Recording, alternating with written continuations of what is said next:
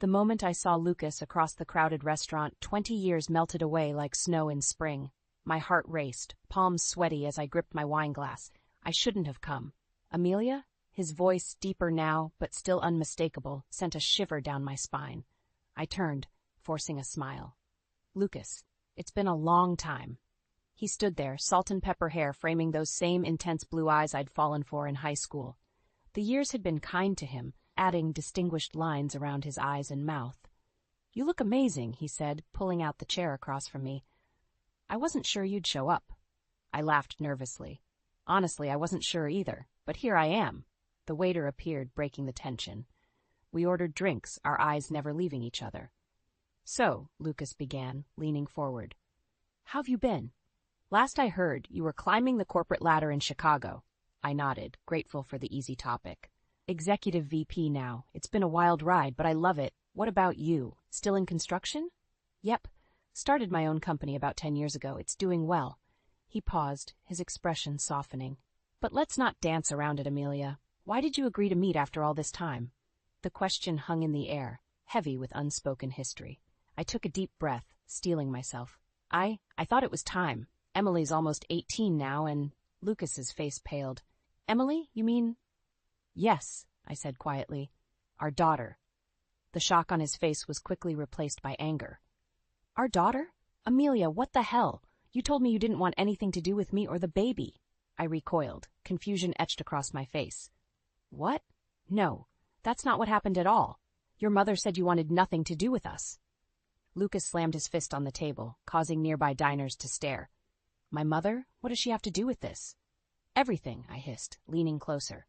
"She told me you'd left town, that you wanted a clean break. I was young and scared, Lucas. I believed her." He ran a hand through his hair, visibly shaken. "This can't be happening, all these years." "I'm sorry," I whispered, reaching for his hand. He didn't pull away. "I should have tried harder to find you, to get the truth. But I was just a kid, and your mother was persuasive." Lucas's eyes met mine, a storm of emotions swirling in their depths. "Tell me about her. Emily, what's she like?" I smiled despite the tension. "She's amazing, smart, stubborn, creative. She has your eyes, you know." He nodded, a small smile tugging at his lips. "Does she know about me?" "She knows you exist, but not much else."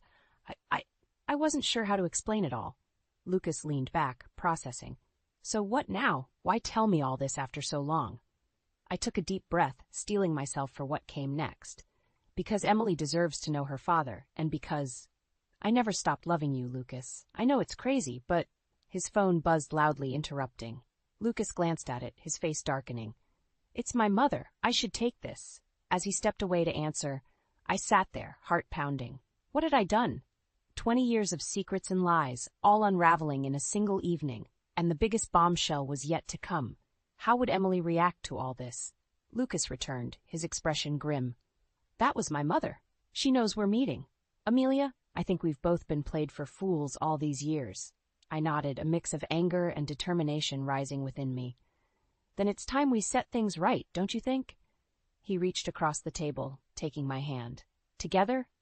"Together," I agreed, squeezing his hand. As we left the restaurant, I couldn't shake the feeling that this was just the beginning.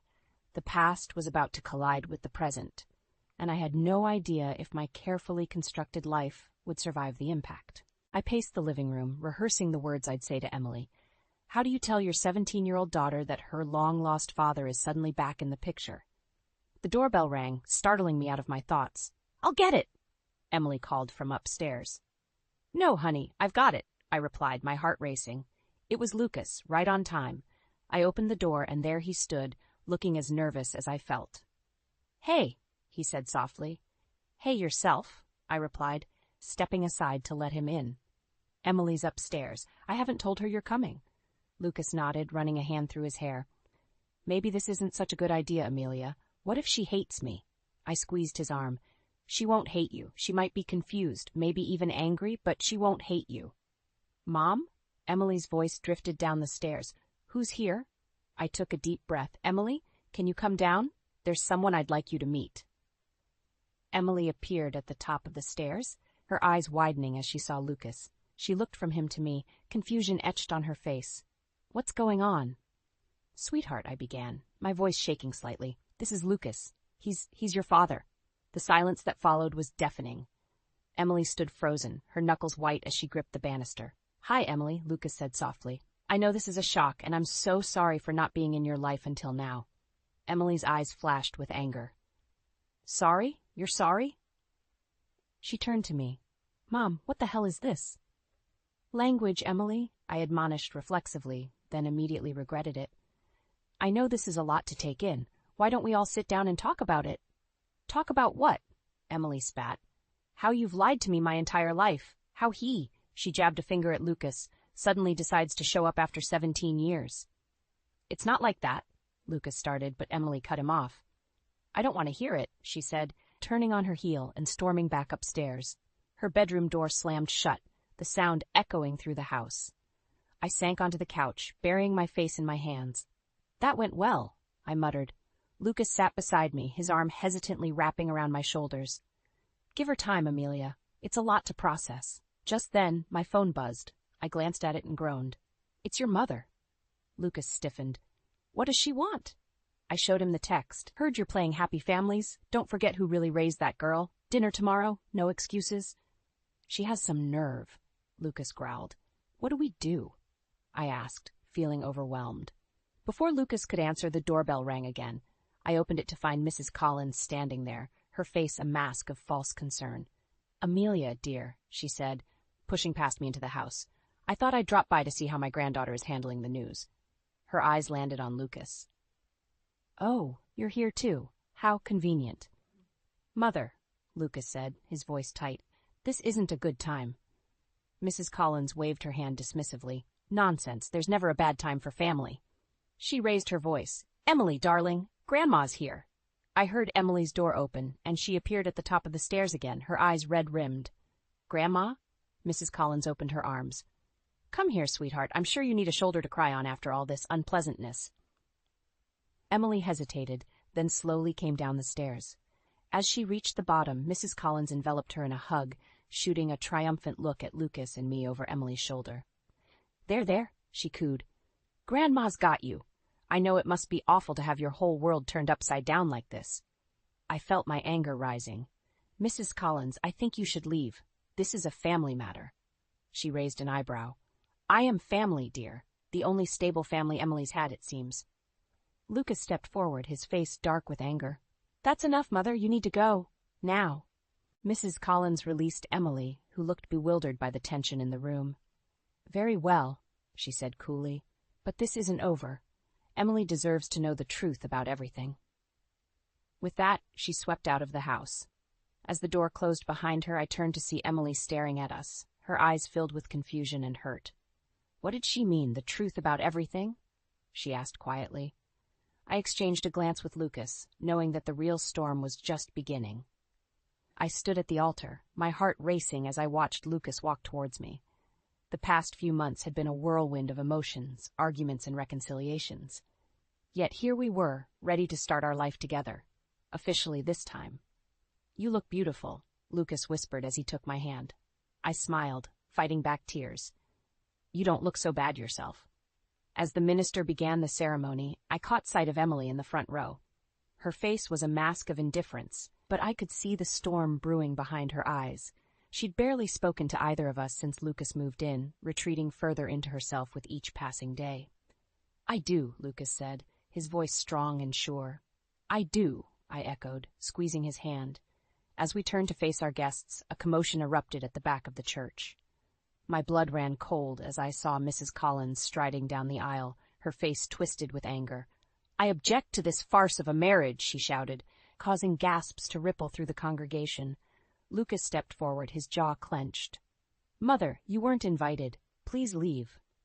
Mrs. Collins laughed bitterly. "Of course I wasn't invited. You wouldn't want the truth to come out, would you?" I felt panic rising in my chest. "Mrs. Collins, this isn't the time or place." "Oh, I think it's the perfect time," she interrupted, her eyes gleaming with malice. "Before you make the biggest mistake of your life, Lucas, there's something you should know." Emily stood up, her face pale. "Grandma, please don't do this." Mrs. Collins ignored her, focusing on Lucas. "Your precious Amelia isn't as innocent as she pretends to be. Did she tell you about the other men she was seeing when you got her pregnant? How she wasn't even sure you were the father? The church fell silent, all eyes on me. I felt the blood drain from my face. That's not true, I whispered. Lucas turned to me. Confusion and hurt etched across his features. Amelia? I shook my head frantically. Lucas, I swear she's lying. There was never anyone else. Mrs. Collins smirked. Oh, really? Then perhaps you'd like to explain these? She pulled out a stack of old letters from her purse. I found these in Lucas's old room. Love letters from other men, dated right around the time Emily was conceived. Lucas snatched the letters, his hands shaking as he read them. I felt my world crumbling around me. Lucas, please, I begged. I don't know where those came from, but they're not mine. You have to believe me. He looked up at me, his eyes filled with pain and betrayal. I don't know what to believe anymore. Emily suddenly spoke up, her voice trembling. Those aren't Mom's letters. We all turned to look at her. She was standing now, fists clenched at her sides. What do you mean, sweetheart? Mrs. Collins asked, her voice sickly sweet. Emily took a deep breath. I found those letters in your study last week, Grandma. They're forgeries. I saw the receipts from the vintage paper store and the handwriting expert you hired. A collective gasp went through the church. Mrs. Collins' face drained of color. Emily, you don't know what you're talking about. I know exactly what I'm talking about, Emily interrupted, her voice growing stronger. You've been trying to keep them apart for years. You lied to both of them back then, and you're lying now. Lucas turned to his mother, his expression hardening. Is this true? Mrs. Collins sputtered, looking around wildly. I was only trying to protect you, Lucas. She wasn't good enough for you then, and she isn't now. Get out, Lucas said, his voice low and dangerous. Get out of this church, and get out of our lives, for good this time. As the ushers escorted a protesting Mrs. Collins out, I turned to Emily, tears in my eyes. Thank you, I whispered. She nodded, a small smile tugging at her lips. I may not be happy about all this, but you're still my mom, and he's my dad. We should at least try to be a family. Lucas wrapped an arm around each of us, pulling us close. I couldn't agree more, he said softly. As we stood there, the three of us together for the first time, I realized that this was just the beginning of our journey. We had a lot of healing to do, a lot of trust to rebuild, but for the first time in years, I felt hope blossoming in my chest. We were a family, flaws and all, and we'd face whatever came next together. The shrill ring of my phone jolted me awake. I fumbled for it in the dark, my heart racing as I saw Janet's name on the screen. Janet? What's wrong? I asked, my voice thick with sleep. Amelia, it's Tom, Janet's husband's voice came through, choked with emotion. Janet, she's gone. Heart attack. I didn't know who else to call. The world seemed to tilt on its axis. Janet, my best friend since college, my rock through every crisis, gone? It couldn't be true. I'll be right there, I managed to say before hanging up. Lucas stirred beside me. Amelia? What's happening? I turned to him, tears already streaming down my face. Janet's dead. Heart attack. I have to go. He sat up, pulling me into his arms. I'll come with you. The drive to Janet's house was a blur. When we arrived, the sight of the ambulance in the driveway made it all too real. Tom met us at the door, his face ashen. She's gone, he whispered, collapsing into my arms. The next few hours passed in a haze of grief and disbelief. As dawn broke, I found myself sitting on Janet's back porch, as clutching a mug of cold coffee. Mom? Emily's voice startled me. I hadn't even realized Lucas had gone to pick her up. Oh, sweetie, I said, opening my arms. She hesitated for a moment before stepping into my embrace. I'm so sorry about Aunt Janet, she murmured. I held her tightly, grateful for this moment of connection amidst the chaos. Thank you, honey. I know you loved her too. As Emily pulled away, I saw Lucas watching us from the doorway, his face etched with concern. I knew he felt helpless, unsure how to comfort us in our grief. The days that followed were a whirlwind of funeral arrangements and condolence calls. I threw myself into helping Tom, grateful for the distraction from my own pain. But as the day of the funeral dawned, the reality of Janet's absence hit me anew. Standing at the podium to deliver the eulogy, I looked out at the sea of faces. Tom, broken and lost. Emily, her eyes red-rimmed but dry. Lucas, his gaze steady and supportive. And there, in the back row, Mrs. Collins, her expression unreadable. I took a deep breath and began. Janet was more than my best friend. She was my sister in every way that mattered. As I spoke about Janet's life, her kindness, her infectious laugh, I felt a strange calm settle over me. This was my last gift to her, to ensure that everyone knew how extraordinary she was. After the service, as people milled about offering condolences, Mrs. Fresca Collins approached me. "Amelia, dear," she said, her voice syrupy sweet. Such a lovely eulogy. Janet would have been touched. I stiffened, wary of her sudden kindness. "Thank you, Mrs. Collins." She leaned in closer, lowering her voice. "You know, Janet confided in me before she passed. She was quite concerned about you and Lucas rushing into things. She thought Emily might be better off with me for a while, given all the upheaval." I felt as if I'd been slapped. "What are you talking about?" Mrs. Collins smiled sadly. "Oh, I hate to bring this up now, but Janet was worried about Emily's college fund. She mentioned you might have borrowed from it for your wedding. She just wanted to make sure Emily's future was secure." My mind reeled. Janet would never have said such things, would she? And how dare Mrs. Collins bring this up now, of all times? Before I could respond, Lucas appeared at my side. "Is everything all right here?" he asked, his voice tight. Mrs. Collins patted my arm, "Just offering my condolences. We'll talk more later, dear." As she walked away, I turned to Lucas, my emotions a tangled mess of grief, anger, and confusion. "What did she want?" he asked. I shook my head, unable to form words. How could I tell him that our happiness might be tearing our family apart? That even Janet, my dearest friend, might have doubted us? As I looked across the room at Emily, standing alone and looking lost, I realized I had a decision to make. One that could change everything. The somber atmosphere of Janet's funeral weighed heavily on me as I stood near her casket, accepting condolences from a seemingly endless line of mourners. Lucas hovered nearby, his presence both comforting and somehow distant. Emily had retreated to a corner, her face a mask of quiet grief.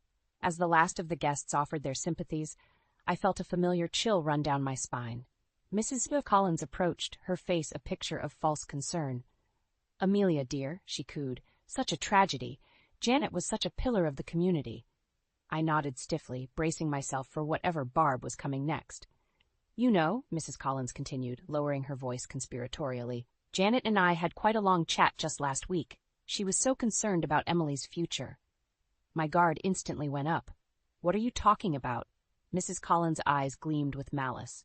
"Well, it seems Janet was worried about Emily's inheritance. She mentioned something about you dipping into Emily's college fund for your hasty wedding." The accusation hit me like a physical blow. "That's absurd," I hissed. "Janet would never." "Oh, but she did," Mrs. Collins interrupted. "She was quite distressed about it. In fact, she suggested that perhaps Emily would be better off living with me for a while, given all the upheaval in your household."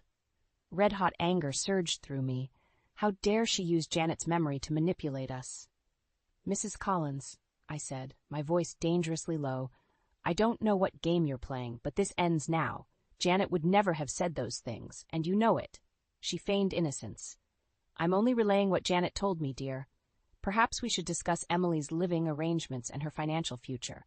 After all, it's what Janet would have wanted." Something inside me snapped. "Enough!" I shouted, drawing startled looks from the remaining mourners. "How dare you use my best friend's funeral to push your agenda?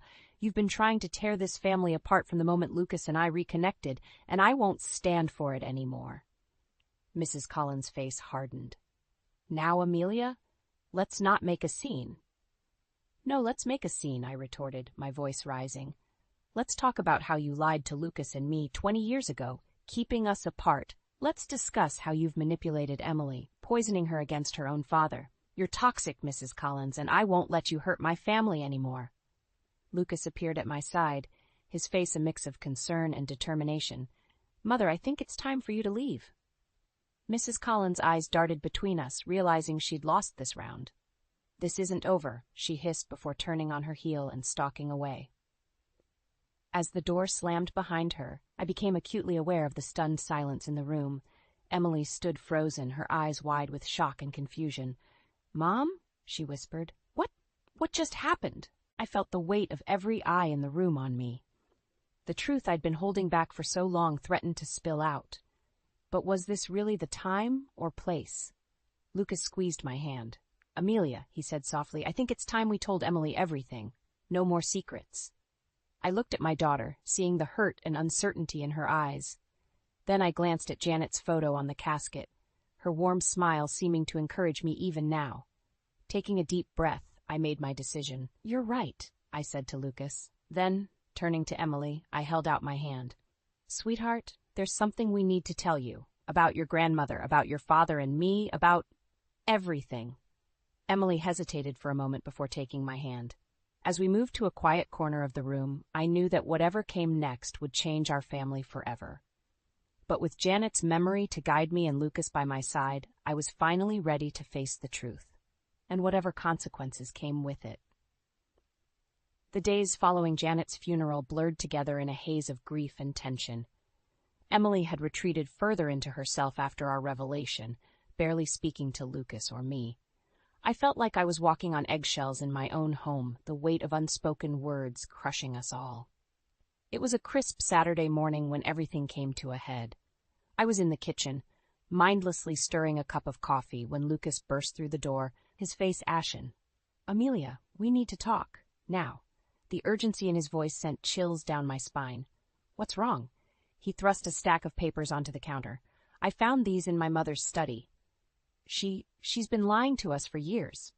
My hands shook as I picked up the documents. Forged letters, manipulated bank statements, even a fake paternity test, all designed to keep Lucas and me apart, to make him believe I wanted nothing to do with him or our unborn child. "Oh my God," I whispered, feeling sick to my stomach. "Lucas, I had no idea." "I know," he cut me off, his voice tight with anger. "But that's not all. Look at the last page." I flipped to the final document, my eyes widening in horror. It was a petition for guardianship of Emily, filed by Mrs. Collins just days ago. "She's trying to take our daughter," I breathed, panic rising in my chest. Before Lucas could respond, the front door slammed open. Mrs. Collins strode in, flanked by two stern-looking men in suits. "I'm sorry it's come to this," she said, her voice dripping with false sympathy. "But it's clear that Emily needs a stable home environment." I stepped forward, fury coursing through my veins. "How dare you?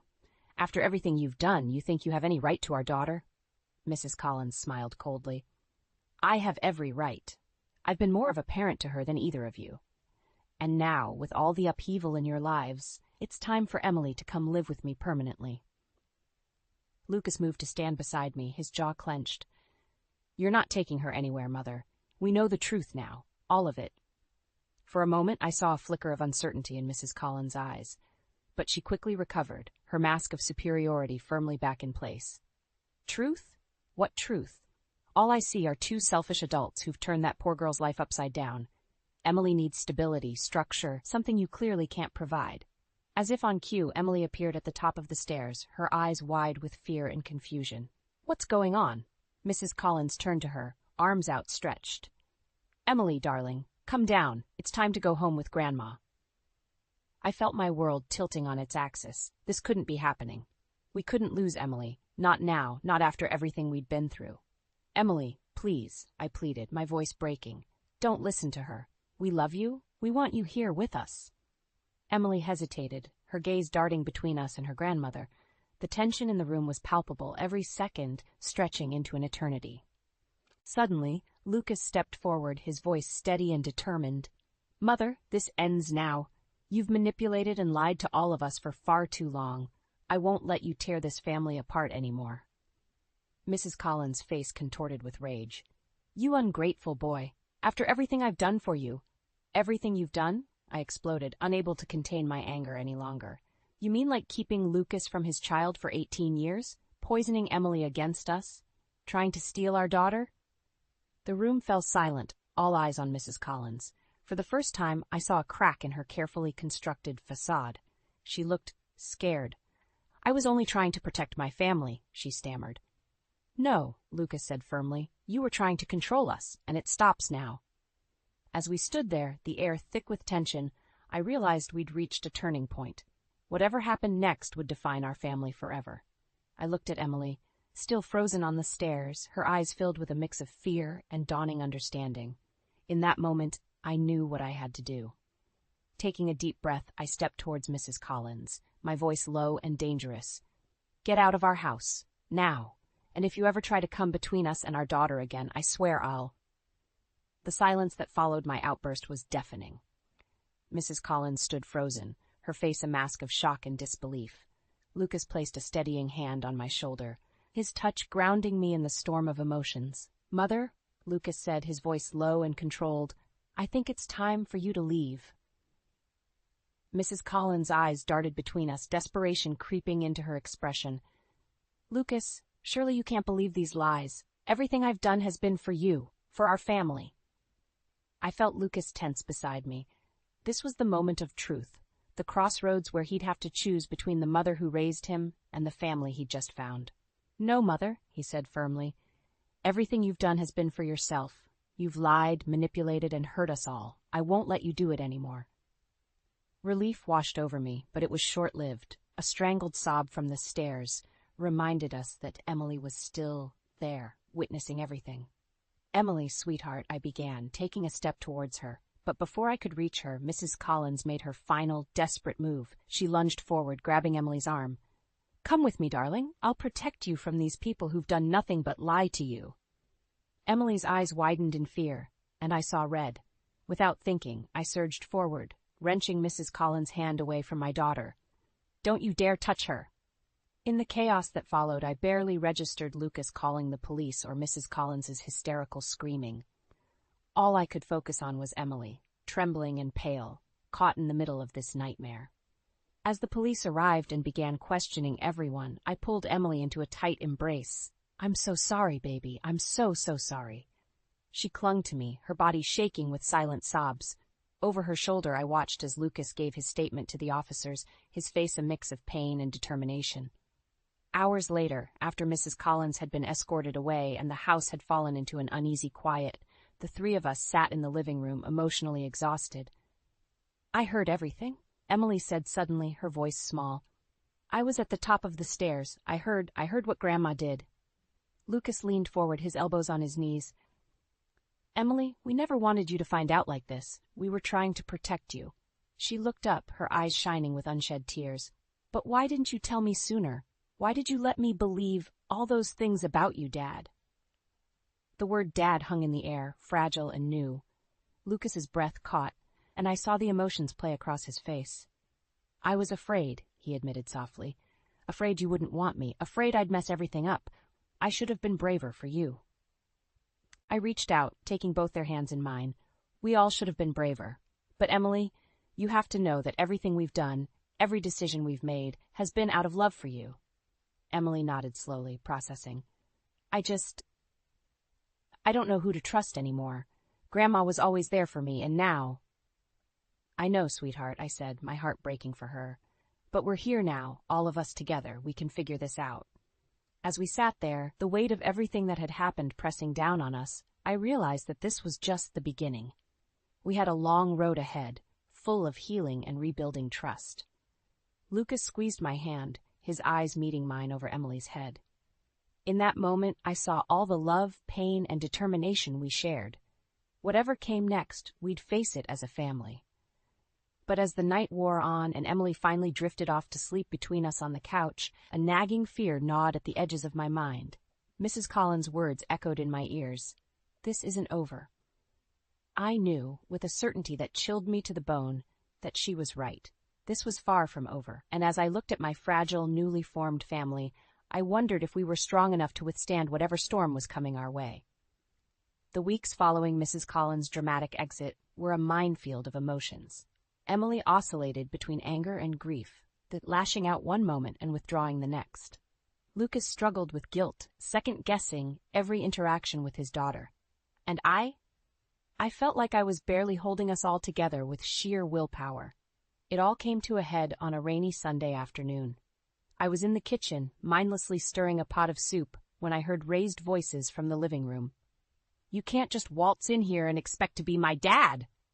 Emily shouted. "Where were you for the past 17 years? I rushed in to find Emily and Lucas facing off, both red-faced and teary-eyed. "I'm trying, Emily," Lucas pleaded.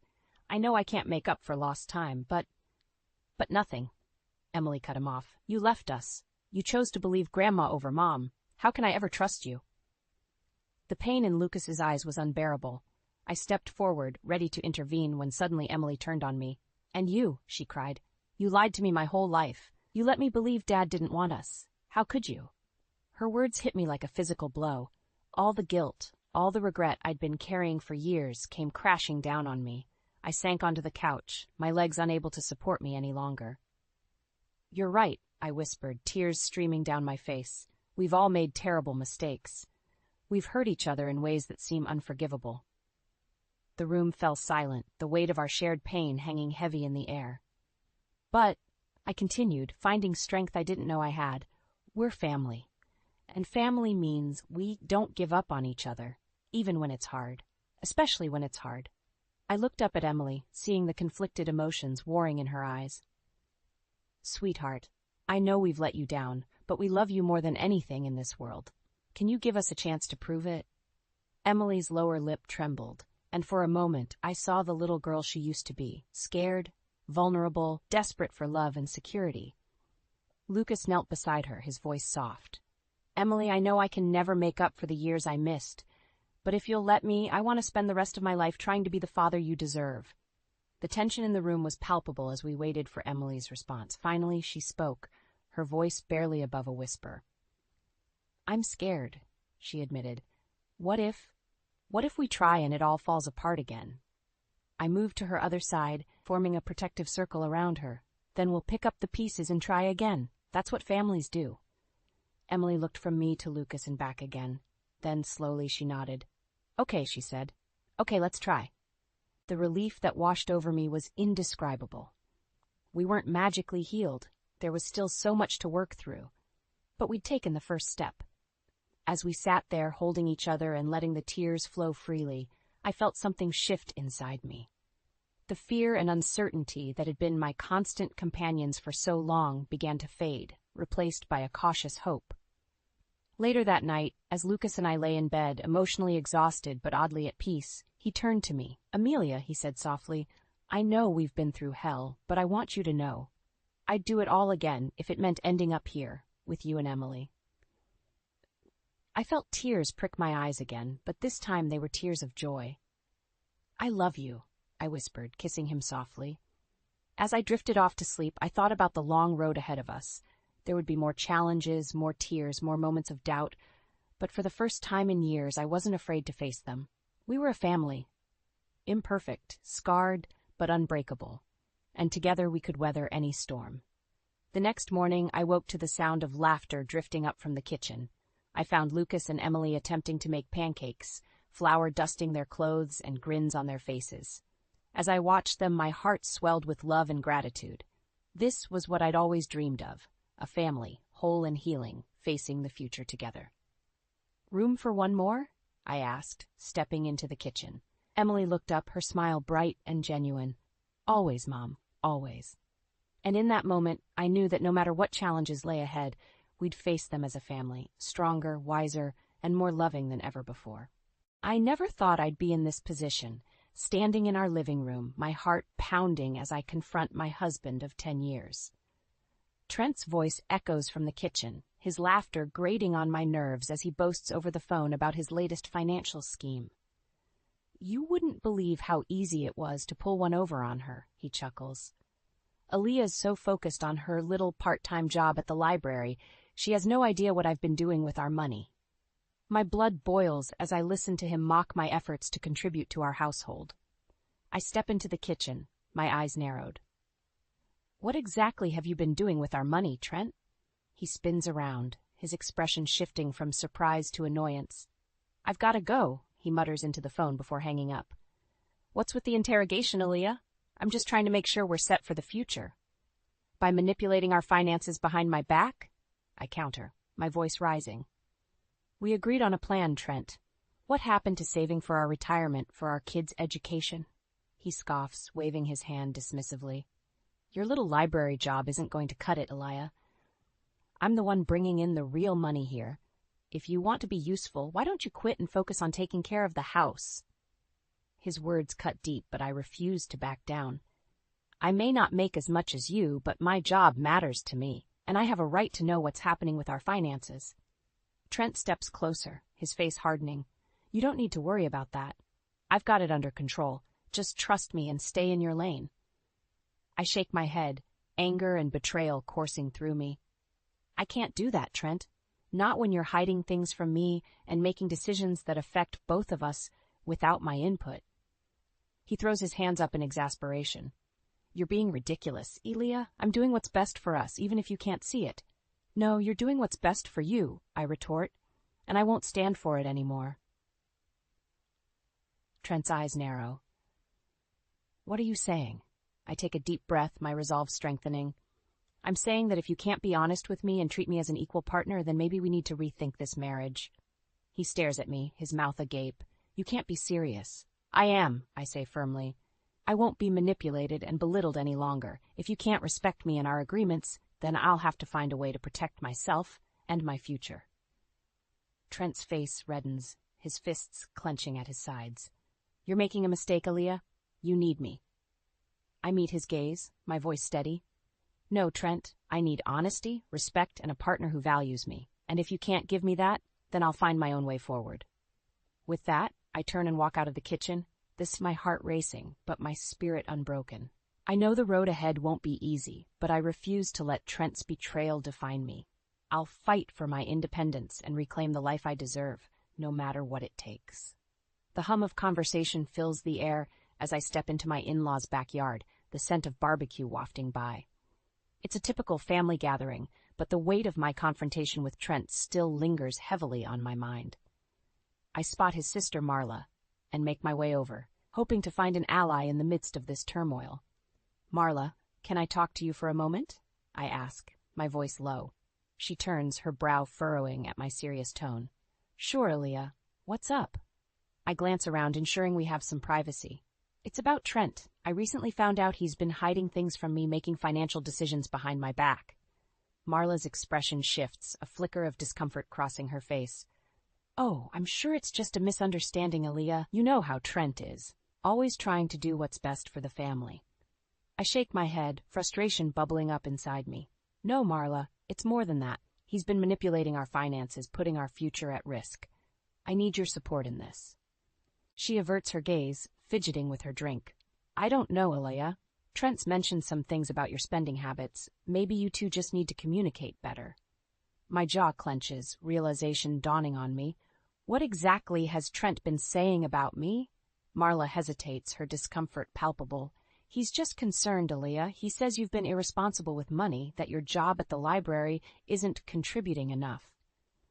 Anger surges through me, my voice rising. That's not true, Marla. I've been nothing but responsible. Trent's the one who's been lying and hiding things.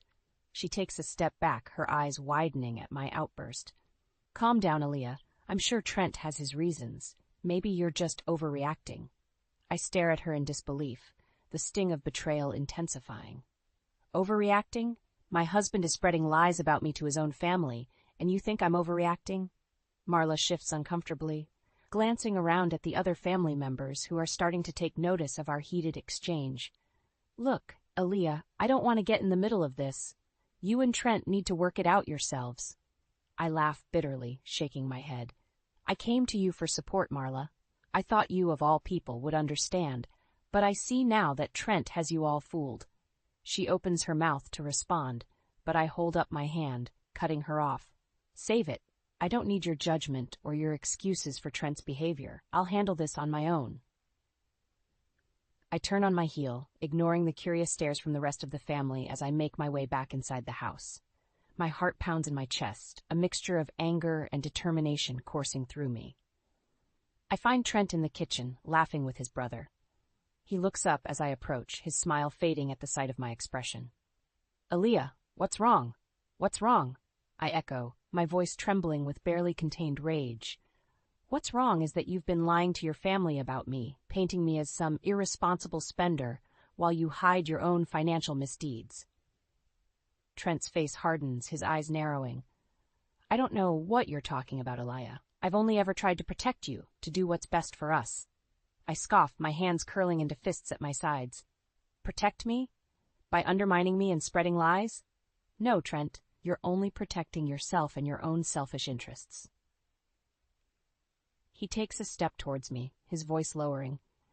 Be careful what you say, Aaliyah. You don't want to make a scene in front of everyone. I meet his gaze, my resolve unwavering.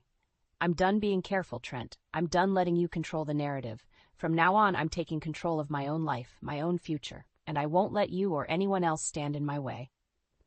With that, I brush past him, ignoring his calls for me to come back. I step out into the backyard, my head held high despite the whispers and stares. Let them talk, let them judge.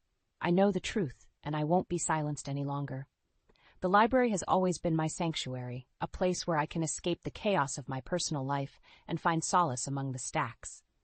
But today, as I sit at my desk, my mind is far from the books that surround me. I can't shake the nagging feeling that Trent's deception runs deeper than I initially thought. I pull up our online banking statements, my eyes scanning the transactions. At first glance, everything seems normal, but as I delve deeper, I notice a series of large withdrawals that I don't recognize. My heart sinks as I realize the money has been transferred to an account I've never seen before. With trembling fingers, I dial the bank's customer service number. After a series of automated prompts, I finally reach a representative. Hello, my name is Aaliyah Thompson. I'm calling about some unusual activity on my account. The representative asks for my information and pulls up my account. Miss Thompson, I see a recent transfer to an investment account. Was this not authorized by you? I take a deep breath, trying to steady my voice. No, it wasn't. Can you tell me more about this investment account? There's a pause on the other end of the line. I'm sorry, Miss Thompson, but the account is not in your name. It appears to be a business account opened by a Trent Thompson. My stomach drops, a wave of nausea washing over me. A business account? What business? The representative hesitates. I'm afraid I can't disclose that information, as you're not listed on the account, but I can tell you that a significant sum was recently transferred from your joint account to this business venture. I close my eyes, the pieces falling into place. Trent's secrecy, his dismissal of my concerns, his lies to his family. It all makes sense now. He's been using our money, my money, to fund some secret project behind my back. Anger courses through me, hot and intense. I thank the representative and hang up, my mind racing. I need proof, something tangible to confront Trent with. I can't let him get away with this. I spend the next hour combing through our financial records, printing out statements, and highlighting the suspicious transactions. By the time I'm done, I have a stack of evidence that even Trent can't deny. I'm just gathering my things to leave when a familiar voice cuts through the quiet of the library. Aaliyah, we need to talk. I look up to see Trent standing in the doorway, his expression a mixture of anger and annoyance. I'm busy, Trent. Can't this wait? He strides over to my desk, his eyes narrowing. No, it can't. I just got a call from the bank about you snooping around in our accounts. What the hell are you doing? I stand up, squaring my shoulders. I'm doing what you should have been doing all along, Trent, being honest and transparent about our finances. He scoffs, rolling his eyes. Oh, please, you're just being paranoid. I told you, I have everything under control. I slam the stack of papers down on the desk, the sound echoing through the empty library. Under control? Is that what you call taking out a second mortgage on our home without telling me? Is that what you call funneling our money into some secret business account? Trent's face pales, his mouth falling open. How did you? It doesn't matter how I know, Trent. What matters is that you've been lying to me, betraying my trust and putting our future at risk. He takes a step back, his expression hardening. You don't understand, Aaliyah. This business venture is going to change everything for us. I'm doing this for you, for our family. I laugh bitterly, shaking my head. No, Trent, you're doing this for yourself, and I won't stand by and watch you destroy everything we've built together. I gather up the papers, stuffing them into my bag. I'm going to find out exactly what you've been up to, Trent, and when I do, there will be consequences. With that, I brush past him, ignoring his calls for me to come back. I've had enough of his lies and manipulations. It's time for me to take control and fight for what's rightfully mine. The coffee shop is bustling with activity as I slide into a booth, my hands wrapped tightly around a steaming mug. Across from me sits my best friend, Sarah, her eyes filled with concern as she takes in my haggard appearance. Aaliyah, what's going on? You sounded so upset on the phone. Sarah reaches across the table, squeezing my hand. I take a deep breath, the events of the past few days spilling out in a rush. It's Trent. He's been lying to me, Sarah.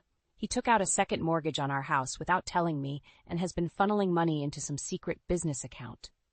Sarah's eyes widen, her mouth falling open. Oh my God, Aaliyah, that's terrible. What are you going to do? I shake my head, feeling overwhelmed. I don't know. I have proof of what he's been doing, but I don't know how to confront him without things getting ugly. Sarah leans forward, her expression determined. You can't let him get away with this, Aaliyah. You need to protect yourself and your assets. I nod, knowing she's right. I've been documenting everything, gathering evidence, but I feel like I need more support, someone who can guide me through this process. Sarah thinks for a moment, then snaps her fingers. I know someone who might be able to help. My cousin went through a nasty divorce last year, and she worked with this amazing financial advisor. Let me give her a call and see if she can recommend someone. Relief washes over me, grateful for Sarah's support. Thank you, Sarah. I don't know what I'd do without you. She smiles, squeezing my hand again. That's what friends are for, Aaliyah. We'll get through this together. A few days later, I find myself sitting in the office of a highly recommended financial advisor, Mr. Henderson. He listens intently as I outline my situation, his expression growing more serious with each revelation. Mrs. Thompson, I must say, your husband's actions are highly concerning. Taking out a second mortgage without your knowledge and investing in a business without your consent is a clear violation of your financial agreement. Mr. Henderson frowns, shaking his head. I nod, my stomach twisting. I know. I just don't know how to confront him without things escalating. Mr. Henderson leans forward, his voice calm but firm. The first step is to secure your own finances. I recommend opening a separate bank account in your name only and transferring a portion of your joint assets into it. This will ensure that you have access to funds should your husband attempt to freeze your accounts. I make a note, my hand trembling slightly. Okay, I can do that. What else? You mentioned that you have evidence of your husband's financial misdeeds. I strongly advise making copies of all relevant documents and storing them in a secure location, such as a safety deposit box. This will be crucial in building a case against him. I nod, feeling a sense of empowerment. I've been doing that. I have statements, receipts, everything. Mr. Henderson smiles, his eyes kind. Good. You're already taking the right steps, Mrs. Thompson. I know this is a difficult situation, but you're not alone. I'll be here to guide you through the process and help you protect your financial future. I leave Mr. Henderson's office feeling a renewed sense of determination. I know the road ahead won't be easy, but with allies like Sarah and Mr. Henderson by my side, I feel ready to face whatever challenges come my way. That evening, as I sit at the kitchen table, surrounded by piles of financial documents, Trent walks in, his eyes narrowing at the sight. What's all this? He asks, his voice tight. I look up, meeting his gaze steadily. This is me taking control of my life, Trent. I know about the second mortgage, the secret business account, and I won't let you destroy our future any longer. Trent's face reddens, his fists clenching at his sides. You have no idea what you're talking about, Aaliyah. I'm doing what's best for us, even if you can't see it. I stand up, squaring my shoulders. No, Trent, you're doing what's best for you, and I won't be a part of it anymore. I gather up the documents, brushing past him. I'm fighting back, Trent, and I won't stop until I've reclaimed what's mine. With that, I walk out of the room, leaving Trent stunned and silent behind me. The battle lines have been drawn, and I'm ready for war. The sun is barely peeking through the curtains as I sit at the kitchen table, a stack of papers and a cup of coffee in front of me. I've been up for hours, going over the evidence I've gathered against Trent. Bank statements, receipts, emails, all painting a damning picture of his deceit and betrayal. I'm jolted from my thoughts by the sound of the front door opening. Trent strolls in, whistling off-key, his face breaking into a smile when he sees me. Morning, babe. You're up early. I take a deep breath, steeling myself for the confrontation to come. We need to talk, Trent.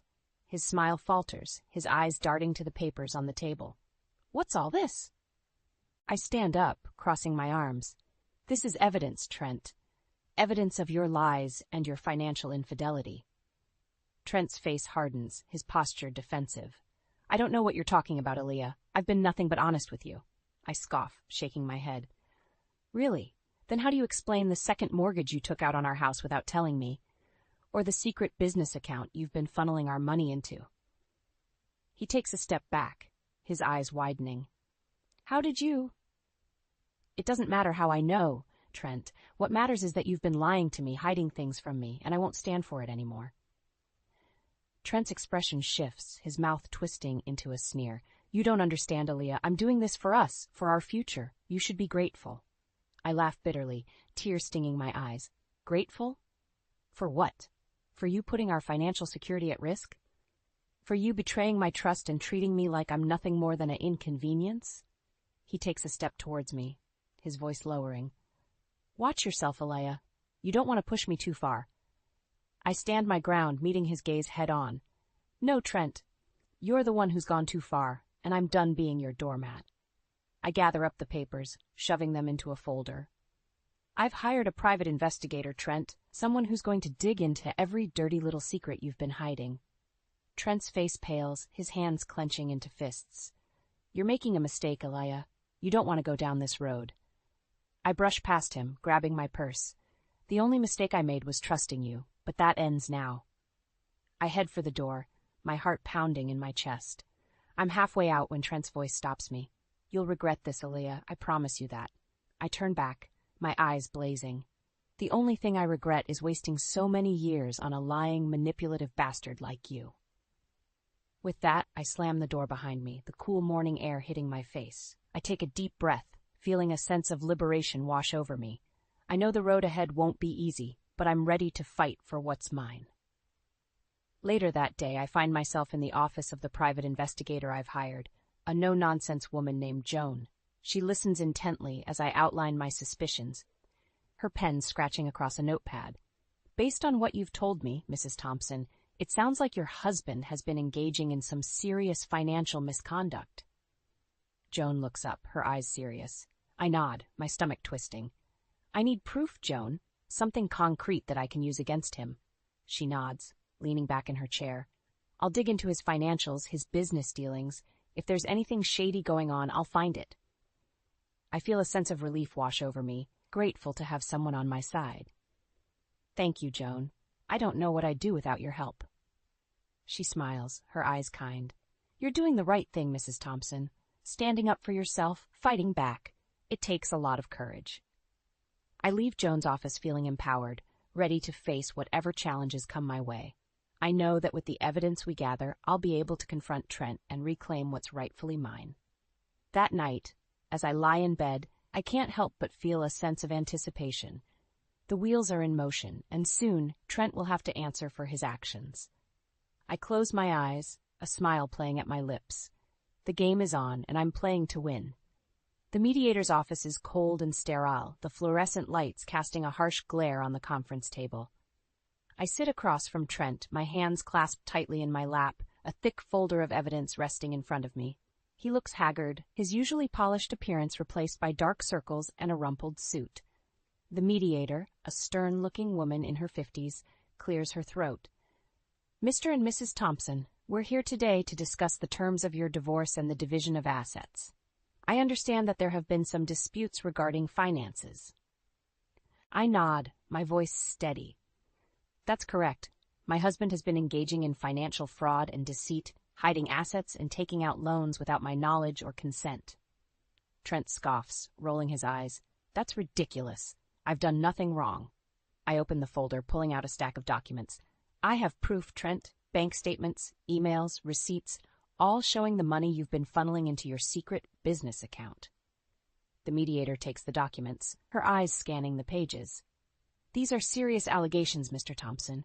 Do you have anything to say in your defense? Trent shifts in his seat, his eyes darting around the room. Those documents are taken out of context. I was simply trying to secure our financial future.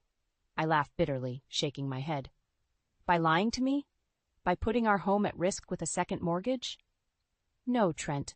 You were only looking out for yourself. He leans forward, his face twisting with anger. You have no idea what you're talking about, Aaliyah. You've never understood the sacrifices I've made for this family. I meet his gaze, unflinching. The only thing you've sacrificed is your integrity, Trent, and I won't let you get away with it any longer. The mediator holds up her hand, silencing us both. Mrs. Thompson, you mentioned having evidence gathered by a private investigator. May I see that as well? I nod, pulling out another stack of papers. This is just the tip of the iceberg. My investigator uncovered a pattern of financial misdeeds going back years. Secret investments, shell companies, all designed to hide assets from me. Trent's face pales, his hands clenching into fists. You had no right to dig into my private affairs, Aaliyah. This is a violation of my privacy. I scoff, rolling my eyes. You gave up your right to privacy the moment you started lying to me, Trent. The moment you betrayed our marriage vows. The mediator looks up from the papers, her expression grave. Mr. Thompson, in light of this evidence, I strongly advise you to come clean and agree to a fair division of assets. Continuing to deny wrongdoing will only make matters worse for you in court. Trent's jaw clenches, his eyes flashing with anger. This is all a misunderstanding. I won't be bullied into giving up what's rightfully mine. I lean forward, my voice low and steady. What's rightfully yours? You mean the money you stole from our joint accounts? The home you put at risk with your lies? No, Trent. You've forfeited any claim to those things. The mediator nods, her tone firm. Mrs. Thompson is correct, Mr. Thompson. Based on the evidence presented, you have engaged in serious financial misconduct. If you continue to contest the division of assets, I will have no choice but to recommend that this case proceed to trial, where a judge will likely rule in your wife's favor. Trent's shoulders slump, defeat etched on his face. Fine. What are your terms, Aaliyah? I sit back, a sense of triumph washing over me. I want the house free and clear. I want a fair division of our savings and investments, and I want you to sign over your interest in the secret business account to me. He nods, his voice barely above a whisper. Okay, you win, Aaliyah. I gather up my papers, standing to leave. No, Trent, we both lose, but at least now the truth is out there, and I can finally start rebuilding my life, free from your lies and deceit. As I walk out of the mediator's office, I feel a weight lift from my shoulders. The battle may be far from over, but for the first time in a long time, I feel a sense of hope. I know that no matter what challenges lie ahead, I have the strength to face them head-on, armed with the truth and the knowledge that I fought for what was right. The courtroom is packed, the air thick with tension as I take my seat at the plaintiff's table. Trent sits across the aisle, his face a mask of barely contained rage. His lawyer, a shark in an expensive suit, leans over to whisper something in his ear. My own attorney, a fierce woman named Valerie, squeezes my hand reassuringly. Don't worry, Aaliyah. We have an airtight case. Trent's lies are about to catch up with him. The judge, a stern-looking man in his 60s, enters the courtroom, and we all rise. He takes his seat, shuffling through the papers on his bench. In the matter of Thompson v. Thompson, we are here today to determine the division of assets and to address the allegations of financial misconduct. Counsel, please proceed with your opening statements. Valerie rises, her voice clear and confident. Your Honor, we will prove that the defendant, Trent Thompson, engaged in a pattern of deceit and financial fraud, hiding assets and taking out loans without the knowledge or consent of his wife, Aaliyah Thompson. We have irrefutable evidence, including bank statements, email records, and testimony from a private investigator that will show the depth of Mr. Thompson's betrayal. Trent's lawyer stands, his voice smooth and oily. Your Honor, my client is a victim of a vindictive wife who will stop at nothing to ruin his reputation. The evidence presented is circumstantial at best and does not prove any wrongdoing on Mr. Thompson's part. The judge nods, his expression unreadable. Very well. Let's hear from the witnesses. Over the next several hours, a parade of witnesses take the stand. The private investigator details the complex web of financial transactions Trent used to hide his assets. The bank manager confirms the second mortgage taken out on our home without my knowledge. Even Trent's former business partner testifies to the secret deals and shady investments. Through it all, Trent sits stone-faced, his jaw clenched tight, but as the evidence mounts, I can see the cracks beginning to form in his facade. Finally, it's Trent's turn to take the stand. He swaggers up to the witness box, his arrogance on full display. But as Valerie begins her cross-examination, His confident veneer begins to crumble. Mr. Thompson, can you explain why you took out a second mortgage on your family home without your wife's knowledge or consent? Valerie asks, her voice sharp. Trent shifts in his seat, his eyes darting around the room. I was just trying to secure our financial future. Aaliyah doesn't understand the sacrifices I've made for this family. Valerie scoffs, holding up a stack of documents. Sacrifices? You mean the money you funneled into your secret business account? The investments you made without your wife's input? Trent's face reddens, his fists clenching. Those investments were sound. I was going to make us rich. Valerie shakes her head, her voice dripping with disdain. Rich, while putting your family's home and financial security at risk? No, Mr. Thompson. The only person you were looking out for was yourself. As Valerie continues her relentless questioning, Trent's composure crumbles. He lashes out, his voice rising to a shout. You have no idea what you're talking about. I'm the victim here, not her. The judge bangs his gavel, his voice booming through the courtroom. Order. Mr. Thompson, control yourself, or I will have you removed. In the end, the evidence is overwhelming. The judge rules in my favor, granting me the house and a significant portion of Trent's ill-gotten gains. Trent storms out of the courtroom, his face a mask of fury. As I stand on the courthouse steps, Valerie by my side, I feel a sense of relief wash over me. It's been a long, painful battle, but I've emerged victorious. Trent's lies and betrayal have been exposed, and I can finally start to rebuild my life on my own terms. I know there will be challenges ahead, but for the first time in a long time, I feel a sense of hope. I've reclaimed what's rightfully mine, and I won't let anyone take that away from me again. The future is bright, and I'm ready to face it head-on. The sun streams through the windows of my new home, casting a warm glow on the hardwood floors. It's been 6 months since the divorce was finalized, and I've finally finished unpacking the last of the boxes. The house feels like a sanctuary, a place where I can start fresh and build the life I've always wanted. I'm just putting the finishing touches on my new home office when the doorbell rings. I open the door to find Sarah, a wide grin on her face and a bottle of champagne in her hand. Congratulations, Aaliyah. I can't believe you did it. Your own business, your own home. You're an inspiration. Sarah pulls me into a tight hug, her eyes misty with emotion. I laugh, feeling a sense of pride swell in my chest. I couldn't have done it without you, Sarah. Your support means everything to me. We settle onto the couch, sipping champagne and chatting about my plans for the future. I tell her about the small business loan I secured, using my portion of the settlement to fund my dream of opening a community bookstore. I never thought I'd be able to do something like this, Sarah, to take control of my life and create something that's truly mine. I shake my head, still in disbelief. Sarah nods, her expression serious. You've come so far, Aaliyah. I'm so proud of you. As we talk, my phone buzzes with an incoming text. I glance down, my stomach dropping as I see Trent's name on the screen. Can we talk? I need to see you.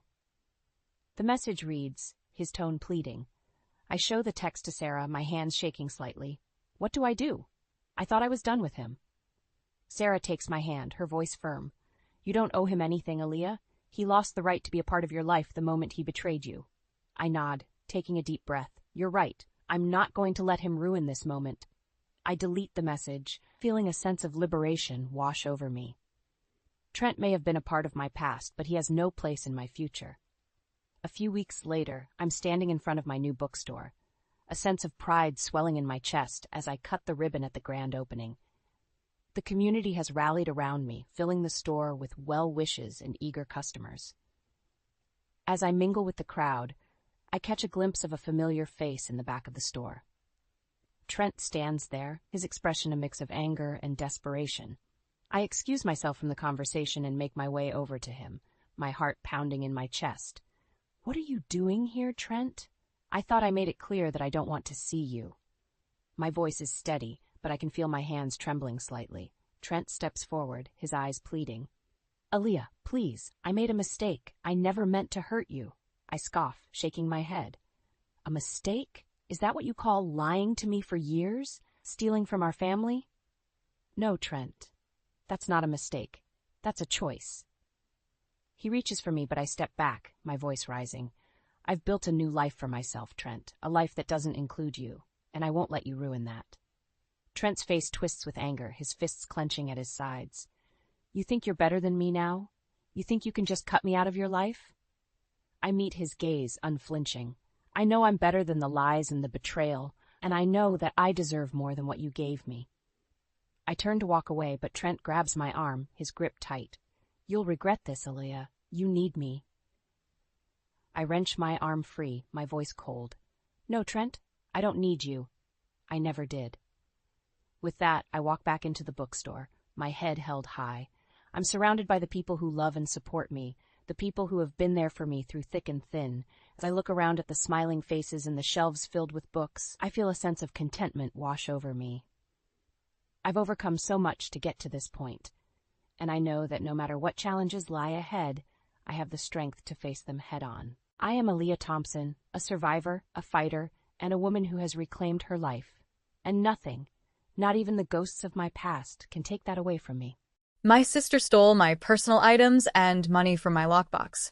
After secretly collecting evidence, I exposed her at a family gathering, only for my husband to erupt in anger, shouting and siding with her. He slapped me hard, knocking me to the ground. I decided on revenge, but just before the police arrived, something unexpected happened that changed everything. Hi, I'm Rachel, a 34-year-old fashion consultant living in sunny Los Angeles. Life here often feels like a dream: warm weather, beautiful beaches, and a vibrant social scene. My husband, Chris, is a high-ranking software engineer, and we've built a life together that many would envy. We live in a gorgeous home filled with modern decor, and our weekends are usually packed with brunches, parties, and outings with friends. Everything appeared to be perfect, or at least that's what I thought. But life has a way of throwing unexpected challenges our way. It all started when Chris's sister, Megan, lost her job. She's 29 and had been struggling to find stable work for a while, so when she reached out asking if she could stay with us, I felt compelled to say yes. After all, family is important, right? Little did I know, saying yes would set off a chain of events that would shatter my perception of my perfect life. Megan moved in shortly after losing her job. At first, I was hopeful that having her around would strengthen our family bond. We tried to make her feel comfortable by including her in our daily routines. But soon, I began to notice strange things happening around the house. It started with my favorite luxury watch. I had left it on the dresser one night, only to find it missing the next morning. When I asked Megan about it, she laughed and said, "Oh, I thought it was mine. My bad."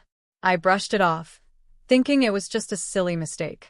After all, who would think twice about a watch? But that was just the beginning. As days passed, I started noticing other items disappearing: my diamond ring, makeup, even a designer handbag. Each time I confronted Megan, she waved it off, insisting it was an honest mistake. "I'm sorry, Rachel. I didn't mean to take your things. I just got confused." Chris always seemed to side with her, which made my skin crawl. "Babe, you know Megan's going through a tough time. You shouldn't jump to conclusions," he would say, dismissing my concerns. The real turning point came when I discovered money missing from my personal lockbox. I had always kept a stash of cash there, mostly for emergencies, but one day I found a few $1,500 bills gone. Panic set in, and I couldn't shake the feeling that Megan was somehow involved. I confronted Chris about it, my voice trembling. "Chris, I think Megan has been stealing from me. I'm missing money." He barely looked up from his laptop. "Maybe you just forgot you spent it, Rachel. You know how it is. Sometimes we miscount," he replied casually. I felt my heart sink. My own husband didn't believe me. It felt like I was losing my grip on reality, and that's when I realized something was seriously wrong. Chris was blind to the manipulation happening under our roof, and it made me question everything. Frustration boiled inside me, and I decided I had to take matters into my own hands. I devised a plan to catch Megan red-handed. I bought some invisible ink and carefully marked a few $1,500 bills. I also set up a hidden camera in my walk-in closet, where the lockbox was located. I knew this was a risk, but I had to know the truth. Days turned into a week, and I was on edge. Each day, I would come home and check the footage, heart racing, hoping for a glimpse of what was happening in my own home. Finally, on the fourth day, I got my first real break. There she was, Megan, boldly rummaging through my lockbox. She took the marked bills, and even one of my rings. My heart pounded as I watched the betrayal unfold before my eyes. Got you, I whispered to myself, determination flooding my veins. Armed with this proof, I felt a mix of anger and relief. It was time to confront Megan. I found her in the living room, casually scrolling through her phone. "Megan, we need to talk," I said, trying to keep my voice steady. "What's up?" she replied with a disinterested tone, still not looking up. "I know you've been taking money from my lockbox," I said, my heart racing. "I have proof." Her eyes narrowed, and for a second, I could see the mask slipping. "What do you mean? That's crazy. I would never do that." I took a deep breath, my hands trembling slightly. "I've got it all on camera. You can either come clean or we can do this the hard way." Her bravado faltered for a moment, and then she forced a laugh. "You think I'm scared of some footage? Good luck convincing Chris. He'll never believe you over his sister." Her words hit me like a slap in the face. I felt a deep sense of betrayal, not just from her but from Chris as well. I couldn't believe how twisted this situation had become. I was not just fighting for my belongings but for my dignity and sanity. The tension in the air thickened as I realized that my confrontation with Megan was just the beginning. The battle lines were drawn, and I was ready to expose the truth. But little did I know, this would lead to a confrontation that would change everything. As I lay in bed that night, a mix of emotions swirled inside me: anger, frustration, and a newfound determination. I had to take action before it was too late. The following family gathering was just around the corner, and I decided then and there that I would reveal everything. But in doing so, I couldn't help but wonder what the fallout would be. Would Chris finally believe me? Or would this lead to an even greater betrayal? Only time would tell. The day of the family gathering arrived, and I felt a knot in my stomach. It was supposed to be a joyful occasion, a chance to celebrate Chris's recent promotion at work, but all I could think about was the confrontation that awaited me. Chris's family would be there, and I knew this was my opportunity to finally expose Megan. I could hardly sleep the night before, rehearsing what I would say in my head. Would they believe me? Would Chris finally stand by my side? As I dressed that morning, I chose a navy blue dress that hugged my curves just right. It made me feel confident, as if I could face whatever lay ahead. Chris walked into the bedroom, smiling. "You look beautiful, Ratch," he said, planting a kiss on my forehead. His words should have comforted me, but instead, they felt like a mask hiding the tension between us. "Thanks, Chris. I just hope everything goes well today," I replied, forcing a smile. "Of course. Everyone is excited to see you," he said, oblivious to the storm brewing in my mind. When we arrived at his parents' house, the atmosphere was lively. Chris's mom, Karen, was bustling around in the kitchen, and the smell of grilled meat filled the air. Relatives mingled in the backyard, sipping drinks and catching up. I forced myself to be social, chatting with Chris's cousins and laughing at their jokes, but my mind was elsewhere. As the afternoon wore on, I caught glimpses of Megan chatting animatedly with the family, her laughter ringing out as if nothing was amiss. I felt my blood boil. How could she act so carefree when she had been stealing from me? I glanced at Chris, who was completely engrossed in a conversation about work, blissfully unaware of the drama lurking beneath the surface. Finally, it was time for the main event, the toast for Chris's promotion. Everyone gathered around, glasses in hand, and I took a deep breath, my heart racing. This was it. As Chris stood up to speak, I felt a wave of determination wash over me. "Thanks, everyone, for coming.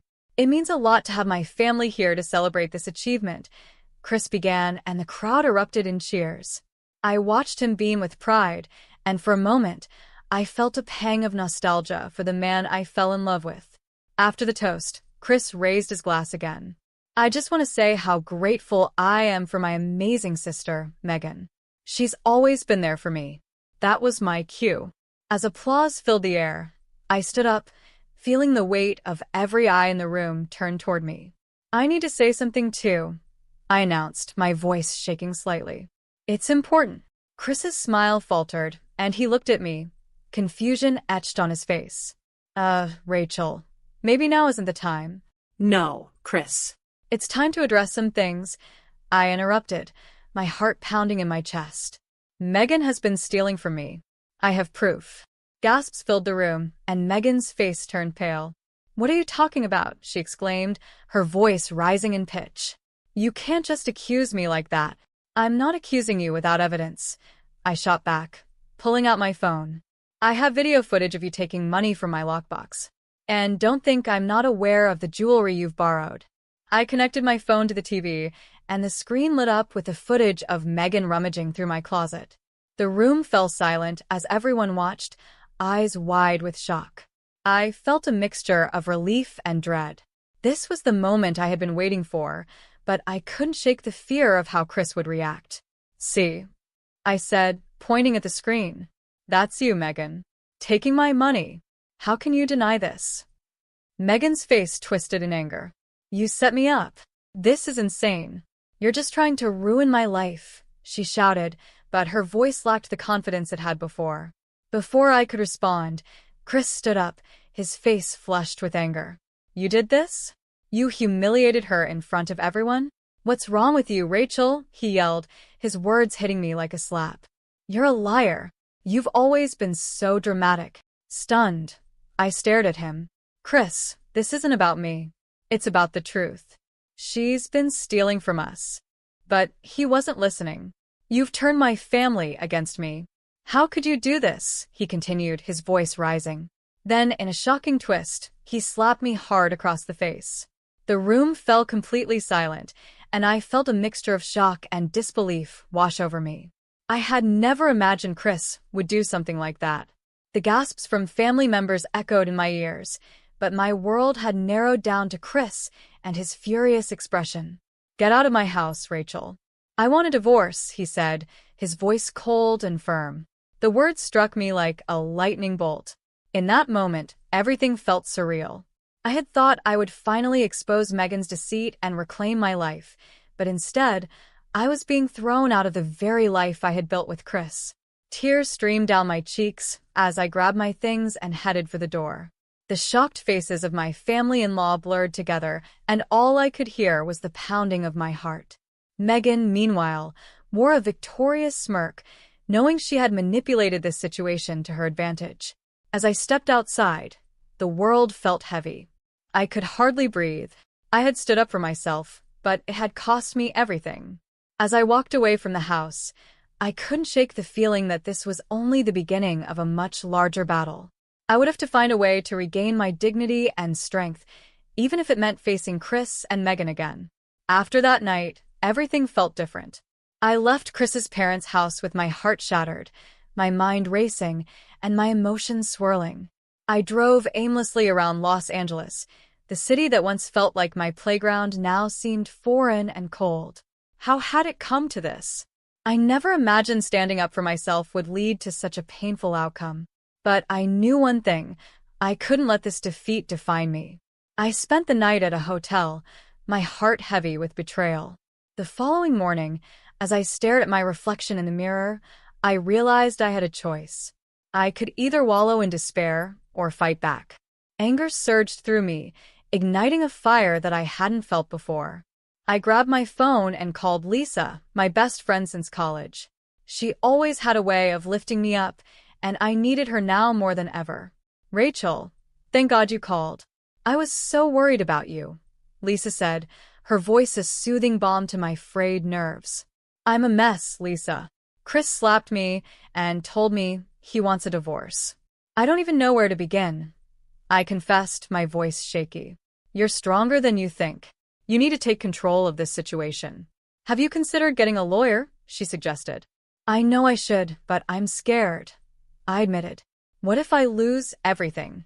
"Rachel, this is about your dignity and safety. You need to protect yourself." "I'll help you find someone," Lisa reassured me. With her encouragement, I found a divorce attorney, Karen, who specialized in cases involving emotional and physical abuse.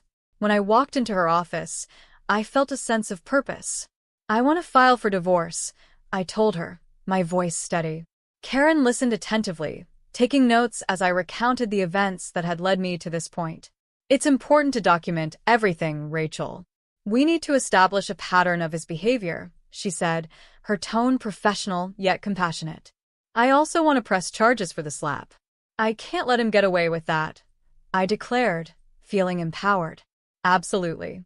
We can work on that as well. It's essential to hold him accountable for his actions," Karen replied, and I felt a surge of relief wash over me. I was finally taking control of my life. As the weeks went by, I immersed myself in work and the legal process. I was determined to rise in my fashion consulting career, channeling my energy into projects that inspired me. The long hours paid off. My boss noticed my dedication and soon promoted me to a senior position. The sense of accomplishment fueled my determination to move forward. Meanwhile, things were not going well for Chris and Megan. Word of Megan's theft began to spread within their family, and I learned through Lisa that she had been caught embezzling money from her new job. "She's facing serious charges, Rachel," Lisa told me one day over coffee. "People are talking about it, and Chris isn't doing well either. His firm is losing clients because of all this drama." Hearing that news was bittersweet. I couldn't deny feeling a sense of satisfaction knowing that Megan was facing consequences, but I also worried about Chris. Despite everything, I still cared about him. I knew he had been manipulated by his sister, but I also recognized that I could no longer be the one to fix things for him. Then one evening, as I was settling into my new apartment, my phone buzzed. It was a text from Chris. "Can we talk?" I made a huge mistake. My heart raced at the thought of him reaching out, but I also felt a wall of defense rise within me. "Rachel, don't do it," Lisa warned when I told her. "You've come so far. Don't let him pull you back in." "You're right. I have to think about my own well-being," I reminded myself. But part of me still hesitated. A few days later, I received an unexpected knock on my door. When I opened it, there stood Chris, looking disheveled and broken. "Rachel, I need to explain," he started, his voice shaky. "I don't want to hear it, Chris. You made your choice," I said firmly, feeling a sense of clarity wash over me. "I know I messed up. I should have believed you. I should have stood by you," he pleaded. I shook my head. "You didn't. And now, I need to focus on myself." His face fell, and I could see the pain in his eyes. But I had to stay strong. "Please leave, Chris," I said, my voice unwavering. As I closed the door, I felt a mix of sadness and relief. I was moving on, reclaiming my life piece by piece. I realized that this was my journey now, and I would continue to fight for my happiness and self-respect, no matter the challenges ahead. Months passed, and the dust began to settle on my tumultuous life. I focused on rebuilding, both personally and professionally. My divorce proceedings were underway, and each day I felt more empowered as I took steps to create a future that was truly my own. My legal battles were a mix of anxiety and hope, but I was determined not to let fear overshadow my journey. One afternoon, I received a call from Karen, my lawyer. "Rachel, I have some news. We've secured a settlement agreement with Chris," she said. My heart raced. "You'll receive a fair share of the assets, and we'll ensure there's a restraining order in place regarding any contact from him." "Thank you, Karen. This means a lot," I replied, my voice thick with emotion.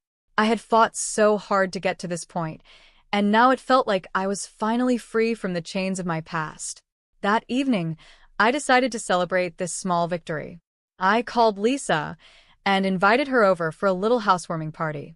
"We need to toast to your new life," she exclaimed, excitement evident in her voice.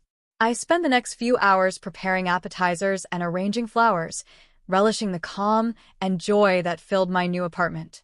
When Lisa arrived, she brought a bottle of champagne. "To new beginnings," she said, raising her glass. "And to kicking toxic people out of your life." We laughed and reminisced about our college days, enjoying the freedom of being ourselves. For the first time in a long while, I felt genuinely happy. A few weeks later, while out for a morning walk with my newly adopted rescue dog, Benny, I ran into an old acquaintance, Mark, from the fashion industry. Rachel, it's been ages. How have you been? He asked, a genuine smile lighting up his face. I'm doing well, actually. Just got out of a rough patch, I said, trying to keep it light. Rough patch. I heard about Chris and Megan. You've shown incredible strength, Rachel, he said, his eyes filled with admiration. Thanks, Mark. I'm learning to prioritize my happiness, I replied, a sense of pride swelling within me. We ended up grabbing coffee together, and as we talked, I felt a connection that I hadn't experienced in a long time. We exchanged numbers, and for the first time, I allowed myself to be open to the possibility of new relationships. One evening, I received an unexpected message from Chris. I just wanted to say I'm sorry. I realize now how much I hurt you. I hope you find happiness. It read. My heart twisted at his words. I didn't want to relive the pain, but I also recognized that he was finally acknowledging the hurt he had caused. I took a deep breath, deciding to respond with kindness, but also clarity. Thank you, Chris. I appreciate your message, but I need to focus on myself now. I wish you well, but I cannot go back. I hit send, feeling a weight lift off my shoulders. I was closing the door on the past, once and for all. As I settled down for the night, Benny curled up beside me, and I reflected on everything I had been through. I realized that this journey wasn't just about survival, it was about transformation. I had learned the importance of self-respect and the power of standing up for myself, even when it felt like the world was against me. With each passing day, I felt stronger, more capable, and ready to embrace whatever life had in store. I had faced betrayal, but I had also found resilience. In reclaiming my life, I discovered that sometimes losing everything is the first step toward finding yourself and building a brighter, more empowered future. As I drifted off to sleep that night, I felt a deep sense of peace. The road ahead was unknown, but I was ready to face it, one step at a time. Unaware of how appalled I was, my husband boldly declared, Alyssa, let's sell your parents' house. It's a really good deal. She helped us with it, so I got such a good offer. Overlook my affair, will you? Who would sell it? This cheater. Don't take people for fools. I am Alyssa. I have been married to my husband Chris for 5 years. Our beloved son turned 4. We had what you might call a shotgun wedding, and our child was born soon after we married. We've been trying to parent together, making it up as we go along. We plan to continue cooperating and want another child. I thought, of course, he felt the same. However, around the time our son turned 3, suddenly, his enthusiasm for parenting cooled. The trigger was probably our son starting his terrible twos. As soon as our adorable son began to show his own will, Chris retired from parenting. Given his nature, easily heated and cooled, it's surprising he focused on parenting for 3 years. At the same time, something very shocking happened. Both of my parents fell ill and passed away. Even though they were very close, they didn't have to synchronize their passing to heaven. I visit my childhood home once a month to maintain it since my parents left it to us. I have a younger brother, but he works far away, so I mainly manage the house. They say a house deteriorates quickly if no one lives in it. So I air out the rooms and pull weeds in the garden. It takes an hour by car to my childhood home. The first few times, my husband came with me. But gradually he stopped, and now it's just my son and I. My son loves running around the large house and yard. I'm reluctant to let go of this house that means so much to me. But it's been 2 years since my parents passed away. It might be time to let it go. That thought crossed my mind. When I came home a bit earlier than planned, an unfamiliar car was parked in our driveway. It was a cute compact car. Inside, there were several large stuffed animals like those from an arcade. Why is such a car here? I had a bad feeling. I carried my sleeping son and quietly opened the front door. Cute pumps were carelessly tossed in the entryway. And down the hallway leading to the bedroom, clothes were scattered. Shirts, pants, a dress. I felt the blood drain from my face. I immediately knew whose the discarded clothes were. My husband's clothes. But the dress wasn't mine. Nor the shoes. Most likely, my husband and someone else were in the bedroom. Why, how, why? While I panicked, a calm part of me remained. This was an affair. Evidence. I must preserve the evidence. I used my smartphone to record the situation inside. Should I just go in and confront my husband and his lover in the bedroom? Yes, I should confront them and ask what they think they're doing. At that moment, my sleeping son murmured, His voice brought me back to reality. What if my husband lashes out or the lover causes trouble, and my child is in danger? I hadn't thought my husband was capable of that, but suddenly I was worried. I bit my lip in frustration and decided against storming into the affair scene. I turned back, returned to my car, and took a deep breath. That man, he won't get away with this. A little before the time my son and I were supposed to return home, the front door opened. Out came a flashy, gal-like woman and my husband. They waved and smiled at each other and kissed. Goodbye. I made sure to capture that scene with my camera. My son was being watched by a mom friend. My mom friend had agreed to my sudden request to watch my son for 2 hours. I'll explain later. I don't know what happened, but you can talk to me about anything, she had said. Reliable. I'm grateful. Right after the lover left, I stood up. First, I'll deal with my husband. The lover comes after. I felt like I was storming a dojo as I opened the door to our house. I'm home. Oh, welcome back. You're early. My husband was flustered.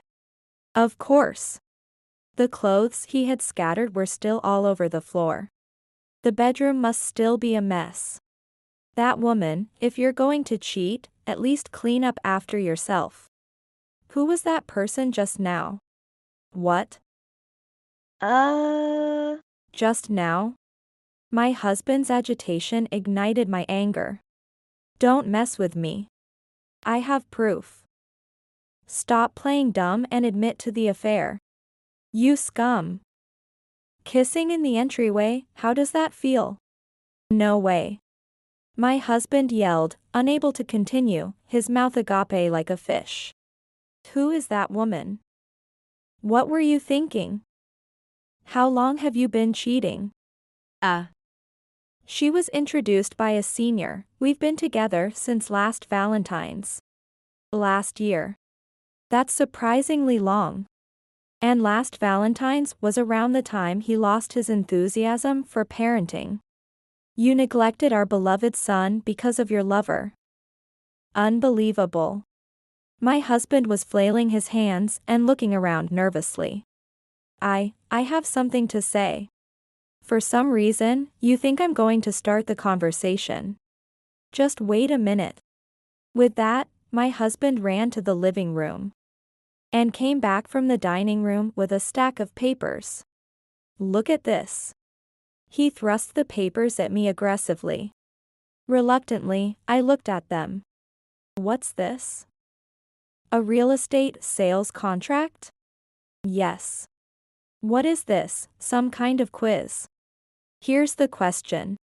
When a wife confronted her cheating husband, he produced a real estate sales contract. What is the husband trying to convey? Such a tough question, who could know? I skimmed through the papers irritably. As I read further, I began to feel an urgency that couldn't be ignored. The documents detailed the sale of my parents' house. Hold on. Why is my parents' house being sold? The revelation of my husband's affair was shocking enough. But the sale of my parents' home was completely unexpected. The answer to the earlier quiz seems to be The affair was for the sake of the real estate transaction. The truth of the matter seems to be drifting further away. Chris started to speak. That girlfriend I mentioned earlier. Her name is Mandy. She knows this incredible man named Mr. Hill, who's involved in various businesses and even runs seminars. I've been to a few seminars with Mandy, and he's really impressive. My dad and mom have completely trusted Mr. Hill too. He knows a lot of celebrities. He said he would buy your parents' house. It's a win-win since he can buy properties cheaper than the market price. And we get a lot more money than going through a real estate agent. I met with Mr. Hill today and signed the contract. Mandy, the mistress, and now a new character, Ms. Hill, appear. Celebrities. Seminars. Real estate transactions. An excited husband. Things are finally starting to make sense. It seemed my husband's next interest had shifted to a very dubious area. While thinking he was foolish, it somehow made sense. However, I didn't want to be involved. Unaware of my disgust, my husband boldly declared, "Alyssa, let's sell that house. No one's living there anymore. And it wouldn't be a problem if it's gone, right? We could make a fortune from the junk. Great, isn't it?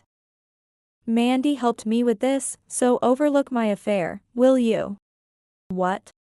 And, Mandy told me about this, but there's a nice new property for sale now. Let's use the money from selling your family home as a down payment and buy that house. What are you talking about? I'm talking about our future.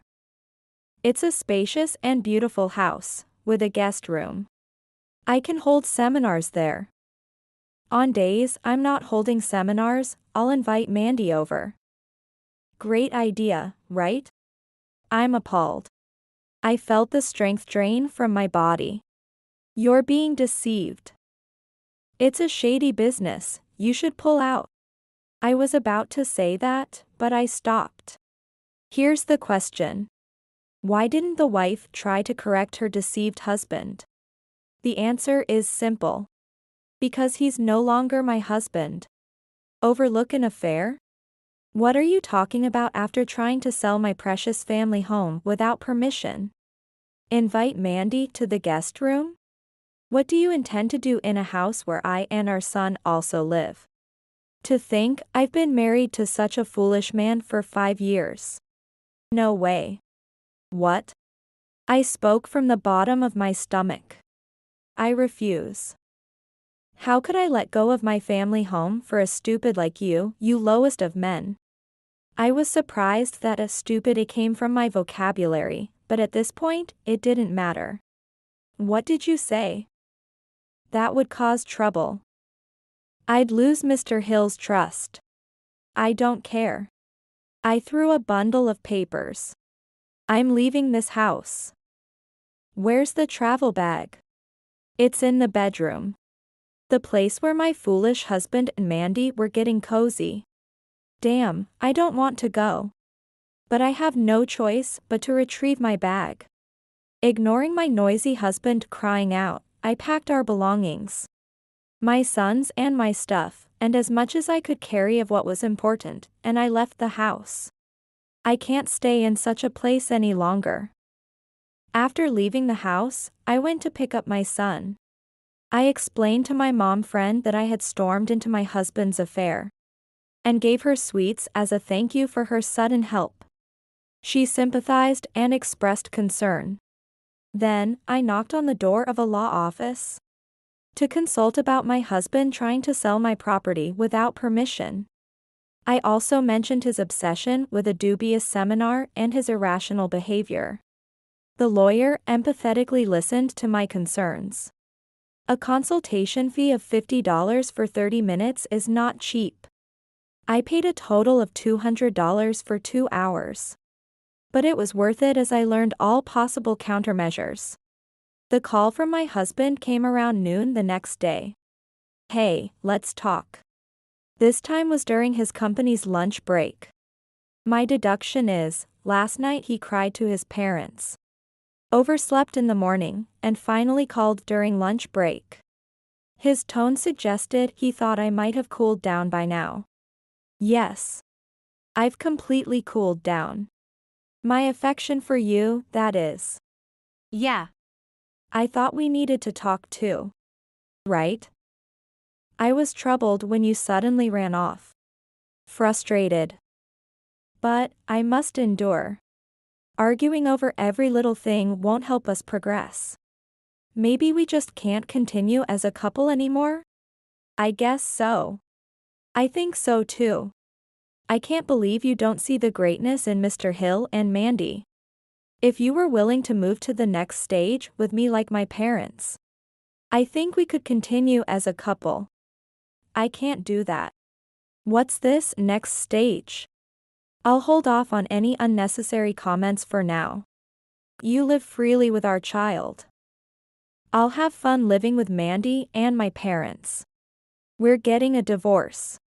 Understood. But I'm not selling my family home. Oh. About that. His solemn voice brightened a bit. Give me that building as compensation. What? You can't appreciate being connected to those two. So it's only natural you pay me compensation. Look, this is America. You cheated, meaning you are the culpable spouse. Why would a culpable spouse get compensation? That's the difference between you and me. Enough. I don't care about the laws of Stupid Island. Stay away. Knock on wood. Fine. I'll get a lawyer. It's better for you to just give it up willingly than to go through a lawsuit. Does he have a lawyer familiar with the laws of Stupid Island? Fine. But I'll get a lawyer too. Based on American law, I'll claim compensation for the affair. And child support. Also about the divorce, I want to do it now. It's your lunch break, right? Meet at the municipal office now and submit the paperwork. If you can't, I'll bring the divorce papers to your office right now. Sigh.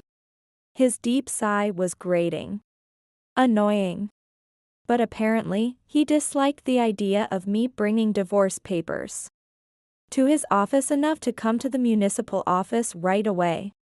Without exchanging a word, my husband and I submitted the divorce papers. 2 mom friends came along to sign as witnesses. I wouldn't have minded if Mr. Hill and Mandy had signed for him either. After divorcing, I took my son and returned to our hometown. We decided to live in the empty family home. I left all the bothersome dealings with my ex-husband to the lawyer. By the time several months had passed, my son had fully adjusted to the new environment. His terrible twos were also starting to settle down. Fortunately, he never asked to see his father, which I was grateful for. I started working and was living a fulfilling life. Then one day, my ex-husband called. I didn't want to answer. What are lawyers for, if not for this? Ignore, ignore, ignore. But the enemy was persistent. He left countless calls from morning till night, and I snapped. I decided to answer the next call. It came within 10 minutes. All right, let's settle this. You're persistent. Talk to my lawyer. Whoa. Is that the first thing you say after so long? Yes. It's been several months, after all. But after being ignored this long, you should give up. What do you want, huh? Please forgive my harsh words. You're at your family home now, right? Yes, but then why can't you submit a change of residence form? Huh? I responded coolly to my ex-husband's irrational anger, but a possibility had sprung to mind. Advised by the lawyer I consulted before our divorce. I need to sell your family home. Give me the address. Are you still saying that? Well, my argument will prevail sooner or later, so I'm going to sell that house anyway. I just bought a new one and need the money urgently. So I thought I'd get the paperwork done first. No, your argument won't prevail. Your lawyer is Japanese too. Both lawyers are looking for a middle ground in their discussions. According to my lawyer, the other lawyer is fed up because my ex-husband keeps making legally untenable claims. If it goes to court, my ex-husband's lawyer might resign. By the way, after getting my address, what were you planning to do next? Mr. Hill knows the details. He told me that if I change your address and register a seal at the new address, I can change the building registration. You're too stupid to know that. But when I tried to submit your change of address at the city office, they told me it didn't match the current address and didn't accept it. I wrote down your family home's address properly. What's going on? Change of address, huh? In the US, that's a serious crime, you know. Serious? What is he focusing on? This was indeed the scheme discussed by the lawyer I consulted. Change someone's address without permission and rewrite the building registration and sell it. That's the scheme. To avoid falling victim to this, I temporarily moved my residence registration to a place other than my family home. It's my brother's place. My ex-husband doesn't know my brother's address. It seems I'm living in that state. Considering unforeseen circumstances, I've also restricted access to my family register. So my ex-husband can't change my address without permission. He certainly can't sell my parents' house without permission. Thank you to the lawyer for informing me. A crime, how rude. I just did as Mr. Hill told me. To Mr. Hill, you're a handyman willing to commit crimes. You also had your mistress forge my power of attorney, didn't you? That's forgery of a private document and also its use, right? Huh, but I've already made a sales contract for your parents' house. With Mr. Hill. Mandy has forged documents before, so she said she could handle it. Then Mandy and Mr. Hill are accomplices. They're teaming up to set you up. What? Mr. Hill probably decided my ex-husband was too foolish. Perhaps the plan to sell my parents' house was discovered too quickly. The divorce happened in an instant. The divorce negotiations didn't go well either. They had no plan to take my parents' house from me. So they probably thought they couldn't make money off him anymore. And tried to sell him a new construction and then disappear. Well, that's just speculation. Thinking about my ex-husband possibly turning pale over the phone makes me feel both pathetic and pitiful. Recently, my dad started saying similar things. He suspects Mr. Hill and Mandy too. He says we should consult the police. But, oh, my father-in-law came to his senses. That's good to hear. It's no longer my concern. I think you should listen to your father. You're quick to heat up and lose sight of your surroundings when you focus. You can't distinguish between good and bad, you're just clueless. So, don't contact me ever again. That's what I said as I hung up the phone. I felt relieved after saying what I wanted to say and I blocked his number. Now, I'm just watching from a higher ground. Later on, my ex-husband followed his father-in-law's advice and went to the police. And Mr. Hill and Mandy were arrested. Apparently, they were a married couple who made a living off fraud. They had indeed been scamming my ex-husband. Unbeknownst to me, both he and his parents had been swindled out of a lot of money. The new construction they introduced was actually second-hand. My ex-husband and his parents were almost stripped of everything. Thanks to going to the police, they narrowly avoided disaster. However, my ex-husband was severely reprimanded by the police for trying to sell my parents' house without permission. He was lucky to avoid being sent to prosecution, but if it had been later, he would have ended up in prison. It's a good thing that my son's father didn't become a criminal. The incident is now resolved. I moved my family register back to my parents' house from my brother's place, where I had it for safety. What a hassle it was. Later, through his lawyer, my ex-husband asked if there was a chance of remarrying. As if. I told them to focus on paying the compensation and child support on time instead of indulging in such convenient fantasies. His parents, not him, showed understanding for my blunt response. They reflected on how they had been deceived by Mr. Hill and Mandy, and paid the compensation on his behalf. Right. It's crazy to think a son would cheat because of his lover's sweet talk. Normally, you'd scold him saying, "Don't do such foolish things." Child support will be paid diligently by him every month. I've learned from this ordeal and am determined to raise my son to understand the difference between right and wrong. I'll study how swindlers operate and teach my son as well. But maybe it's too early for fraud and money talks.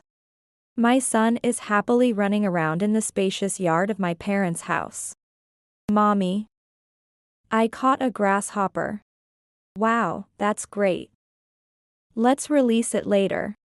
Seeing my son's bright smile makes me feel happy. Here, in the house where I grew up, my son and I will live freely and joyfully.